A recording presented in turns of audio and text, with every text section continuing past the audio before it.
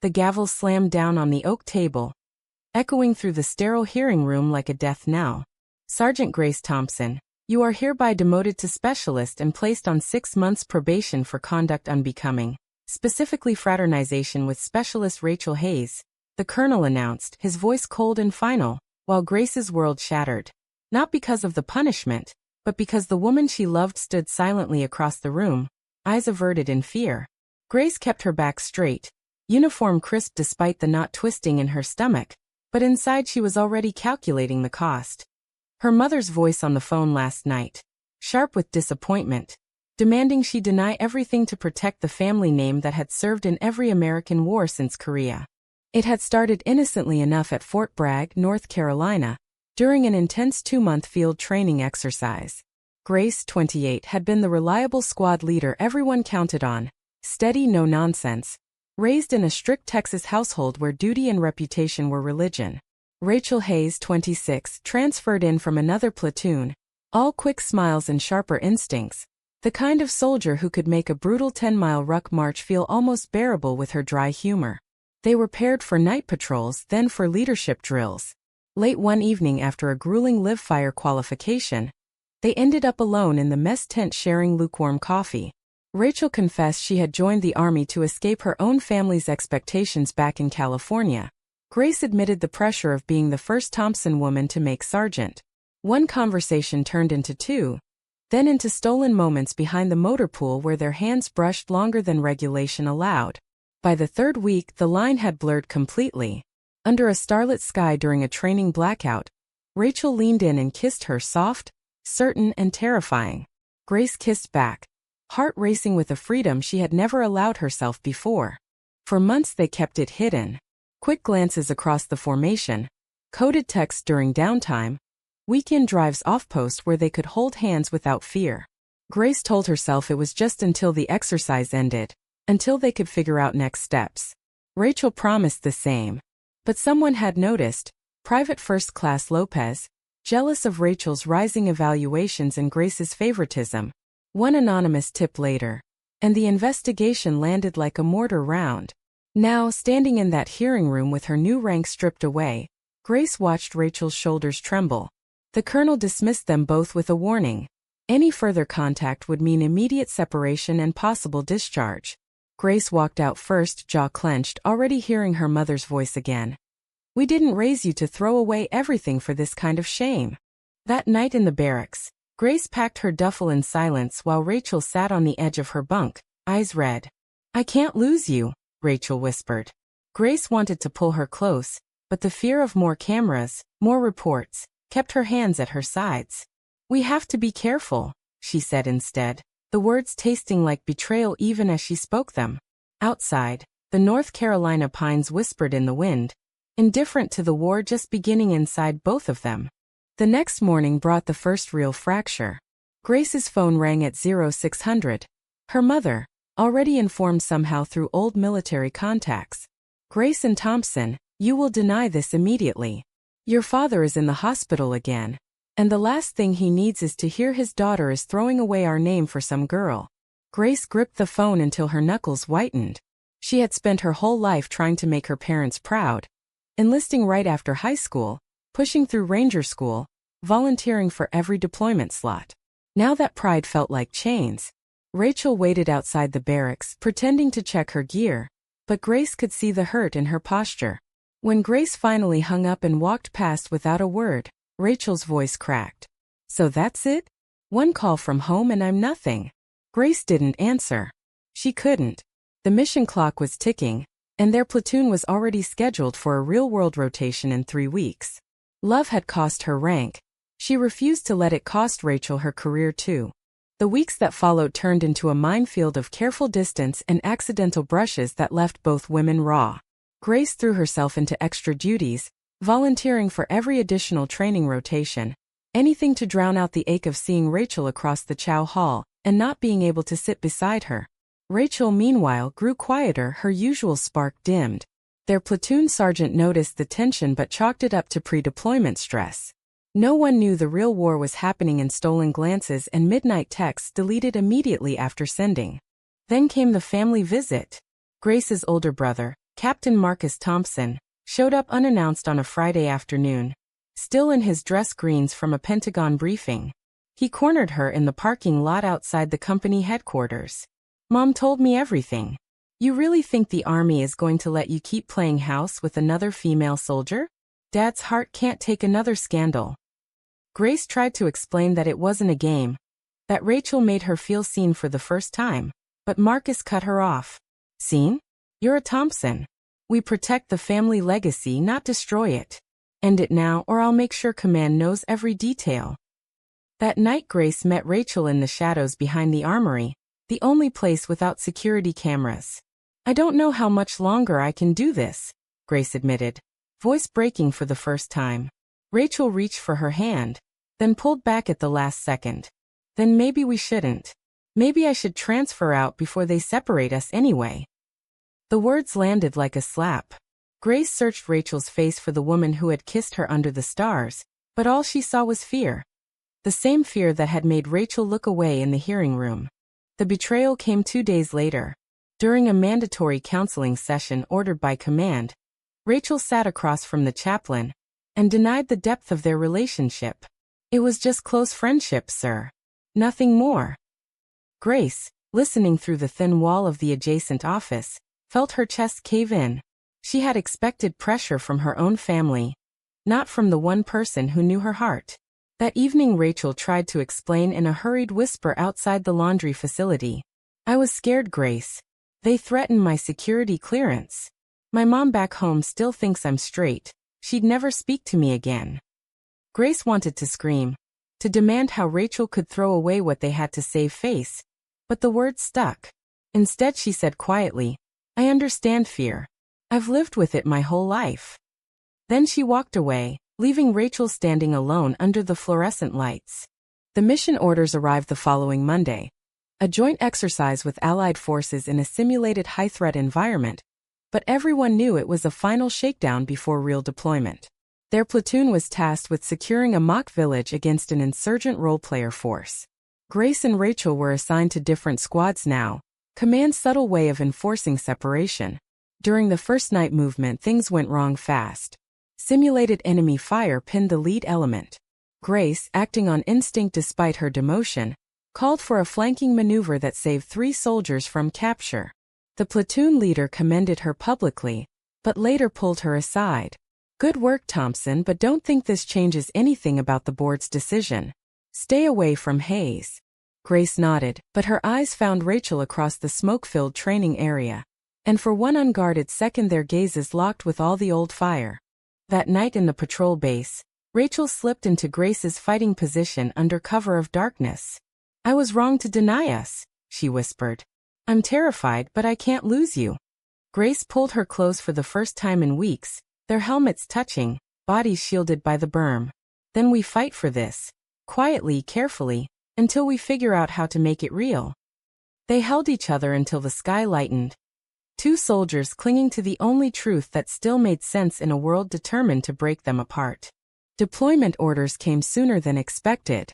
Their unit was sent to a remote forward operating base in a fictional training theater modeled after real-world hotspots. Dust, heat, and constant tension that mirrored the storm inside Grace and Rachel. The platoon was assigned convoy security and village stability operations, the kind of mission where one wrong decision could end careers or lives. Grace, still carrying the weight of her demotion, led Fire Team Alpha. Rachel was on Bravo. Command watched them like hawks, but the chaos of real operations created small windows. Shared guard shifts, quick conversations over MREs. That kept their connection alive. The first major confrontation happened during a joint patrol when an insurgent ambush, role-players with blanks, pinned the entire platoon in a dried riverbed. Grace's team took the brunt. She made the call to push forward instead of waiting for air support, dragging 2 wounded soldiers to safety. Rachel, disobeying her squad leader's order to hold position, sprinted across open ground to provide covering fire. Their eyes met for a split second amid the simulated chaos, and Grace felt the old certainty flood back. Back at base, the platoon leader praised the initiative but warned Rachel privately. "One more stunt like that and you're done." Rachel didn't care. That night she found Grace behind the supply connex and kissed her fiercely. I don't want to be careful anymore, she said. I want us. But family pressure followed them even overseas. Grace's mother started a relentless campaign of daily emails and video calls, each one laced with guilt. Your cousin just got engaged to a good Christian boy. The church is praying for you. Don't make us bury our daughter while she's still alive. Grace deleted every message, but the words carved deeper each time. Rachel's own mother called once, confused why her daughter suddenly sounded distant. Rachel lied, claiming combat stress. The lie tasted like acid. Then came the letter from Grace's father, handwritten and delivered through official channels. If you choose this path, don't come home. We raised a soldier, not a disappointment. Grace read it alone in her bunk, tears cutting tracks through the dust on her face. When Rachel found her later, Grace pushed her away. Maybe they're right. Maybe this is destroying everything. The betrayal that nearly broke them happened during a mandatory rest period. Command ordered a full investigation after a tip that inappropriate conduct was still occurring. Rachel, facing the same colonel via video link from stateside, cracked under questioning. It was a mistake, sir. We ended it before deployment. Grace, watching the feed from the TOC, felt the floor drop out. She stormed out into the desert night, punching the sand until her knuckles bled. Rachel found her at dawn. I was trying to protect your career, she sobbed. They said if I admitted everything, they'd discharge you immediately. Grace stared at her, voice hollow. You chose fear again. I can't keep paying for your fear. For 3 days they didn't speak. The platoon noticed the frost between them and assumed it was battle fatigue. Inside, both women were drowning. The real test came on day 37 of the rotation. Their platoon was tasked with extracting a high-value target from a hostile village compound. Intelligence was solid until it wasn't. As they moved in under cover of darkness, hidden enemy forces, role-players using every trick in the book, sprang a perfectly coordinated ambush. Mortar fire, machine guns, chaos. The platoon leader was hit in the first 30 seconds. Radio calls for extraction went unanswered because of a sudden sandstorm that grounded air support. Half the unit was pinned down in a kill zone. The other half scattered into the surrounding buildings. Grace's fire team was cut off near the eastern wall. She took a graze to the arm but kept fighting, dragging a wounded private to cover. Across the compound she could hear Rachel's voice over the radio, calm and steady, directing return fire. Then the order came from higher command. All units, fall back to Rally Point Bravo. Extraction in 20 mics. Do not engage further. Grace froze. Fallback meant leaving 8 soldiers, including 2 of her closest friends, trapped and bleeding inside the compound. She looked at her team. I'm not leaving them. The soldiers exchanged glances but nodded. Rachel's voice crackled over the net. Alpha, this is Bravo. I'm with you. Without waiting for confirmation, Grace and Rachel moved. They coordinated like they had trained together 1,000 times. Grace providing suppressing fire while Rachel flanked from the north. Together they cleared 3 rooms, pulling out the trapped soldiers one by one. Bullets, blanks, but the panic was real. Snapped past their heads. At one point Rachel took a hit to her vest that knocked her breathless, but she kept moving. They dragged the last man out just as the extraction birds finally arrived through a break in the storm. The entire platoon made it to the rally point alive. Back at base, the commander met them with a mixture of fury and awe. You two disobeyed a direct order. That should mean court-martial. But you also saved 8 lives. He paused. We'll sort the paperwork stateside. That night in the medical tent, Rachel's hand found Grace's under the blanket while medics checked her bruised ribs. I wasn't going to leave you, Rachel whispered. Grace squeezed back, the irreversible decision already forming in her mind. Neither was I. No matter what it costs. The flight home was quiet. The platoon treated Grace and Rachel like heroes in private, but officially they were under investigation again. Word had spread. 2 female soldiers had risked everything for each other and the unit. Grace's family stopped answering her calls. Rachel's mother sent a single text. Come home when you're ready to live right. The weight pressed down harder with every mile closer to American soil. At Fort Bragg the formal inquiry began immediately. Grace and Rachel sat side by side in the same hearing room where it had all started months earlier. The charges were clear. Willful disobedience of a direct order, endangering the mission, conduct unbecoming again. The colonel who had demoted Grace now looked exhausted. You saved lives. But the army runs on discipline. What you did sets a dangerous precedent. Grace stood first. Sir, with respect, leaving those men to die would have been the real failure. Rachel and I made the only choice that mattered. Rachel nodded beside her. We're not sorry for saving our platoon. We're only sorry it took almost losing everything to prove what we are to each other. The room went silent. Then the unexpected happened. One by one, the rescued soldiers stood and testified. Private Lopez, the same man who had reported them initially, spoke last. I was wrong about them. They came back when everyone else followed orders. If that's not the definition of a soldier, I don't know what is. The colonel dismissed the court-martial charges but imposed administrative separation for both. You'll receive honorable discharges effective immediately. The army can't keep you after this. Grace felt the ground shift. Her career, everything she had built, was gone. Rachel reached for her hand right there in the hearing room, no longer hiding. Outside, Grace's phone buzzed with a final message from her mother. Do not contact us again. You chose this life. The words burned, but Grace looked at Rachel, bruised, exhausted, but standing tall beside her, and felt something unbreakable settle in her chest. They had lost rank, careers, and family, but they had kept each other and saved every life that mattered. 6 months later, Grace and Rachel stood together on a quiet beach in California, civilian clothes feeling strange after years in uniform. Rachel's ribs had healed. Grace's arm scar was just a thin white line.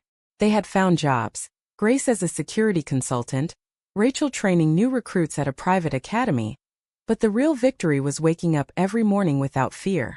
They had come out publicly in a short video that went viral among military circles. 2 former soldiers explaining why love and duty didn't have to be enemies. The unit they saved still sent messages of gratitude. Some even called them heroes. Yet the cost lingered. Grace's father passed away without reconciliation. Rachel's family sent back every letter unopened.